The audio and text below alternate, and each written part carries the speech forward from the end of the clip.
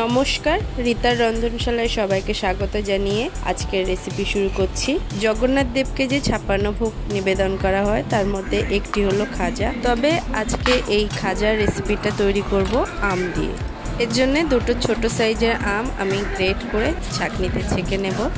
আপনারা চাইলে মিক্সার কাপেও এটা পেস্ট করে নিতে পারেন, তবে গ্রেট করে ছেঁকে নিলে আমের রসটা বেশি সুন্দর বের হয়।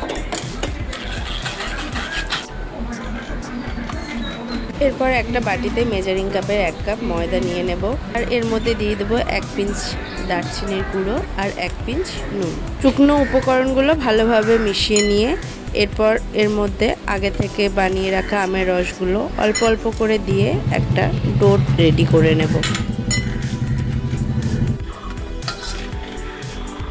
আম আর ময়দার ডোটা মাখা হয়ে গেলে উপর থেকে সাদা তেল দিয়ে আবারও একটু মেখে নিয়ে এটা ঢেকে রেখে দেব 10 মিনিট। ডোটা মাখার পর আমার 2 চামচ মতো আমের রস থেকে গেছে।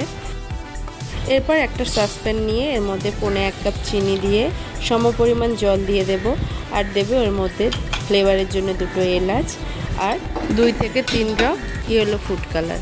ফুড কালার এখানে সম্পূর্ণ অপশনাল, আপনারা চাইলে স্কিপ করে যেতে পারেন। চিনিটা মেল্ট হয়ে যাওয়ার পরে আরও 2 থেকে 3 মিনিট ফুটিয়ে একটা চটচটে শিরা রেডি করে নেব। 10 মিনিট পর ডোটা আবারও ভালোভাবে একটু মেখে নিয়ে এটা 2 ভাগে ভাগ করে লিচি কেটে নিয়ে কিচেন র্যাকটা ভালোভাবে পরিষ্কার করে নিয়ে এর মধ্যে লিচিটা বেলে নেব। খুব বেশি পাতলাও হবে না, আবার মোটাও হবে না।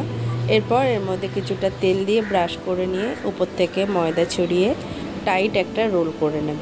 আমের রস দিয়ে ময়দাটা মেখেছি, আমি লেয়ার করব না, সিঙ্গেল রুটি দিয়েই খাজাগুলো বানাবো। আপনারা চাইলে এটার উপরে আরও একটা রুটি রেখে সেম প্রসেসে রোলটা করে নিতে পারেন। আর যে সকল বন্ধুরা আমার চ্যানেলে নতুন ভিডিওর আপডেট পেতে আমার চ্যানেলটা সাবস্ক্রাইব করে পাশে থাকা বেল আইকনটা প্রেস করে রাখবেন।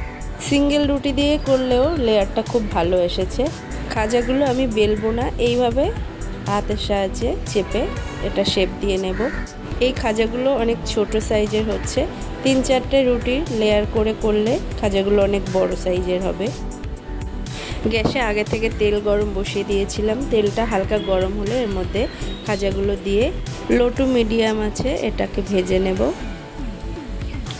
প্রথম ব্যাচটা ভাজতে আমার 4-5 মিনিট মতো সময় লেগে গেছে।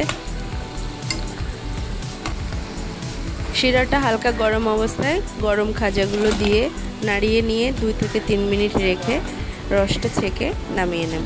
তো বন্ধুরা, নতুন এই ম্যাঙ্গো মিনি খাজার রেসিপিটা যদি আপনাদের পছন্দ হয় অবশ্যই লাইক, কমেন্ট আর শেয়ার করতে ভুলবেন না। সকলকে ধন্যবাদ।